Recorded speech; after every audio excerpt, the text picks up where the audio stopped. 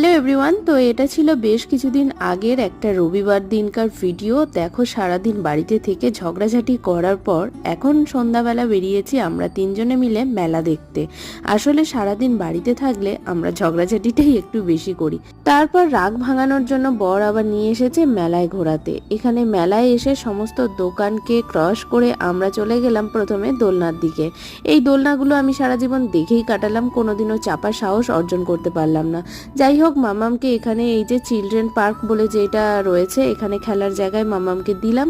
কিছুক্ষণের জন্য ও ভালো করে এনজয় করলো, তবে প্রথমে ও একটু ভয়ই পাচ্ছিল। তারপরে সবাইকে দেখে দেখে ও মোটামুটি শিখে গেছে আর বুঝে গেছে যে কিভাবে কি করতে হবে। তো যাই হোক, এই যে এখানে ওর কিছুক্ষণ টাইম কাটানোর পর আমরা চলে আসলাম দোকানে। এখান থেকে মোমো নিয়ে নিলাম, অমিতের জন্য প্যান ফ্রাইড আর আমার জন্য স্টিম মোমো। তারপর অমিত এখানে ফুচকা খেলো, তারপরে আমরা বাড়ি ফিরলাম। তো টাটা, নেক্সট ভিডিওয়ে দেখা হচ্ছে।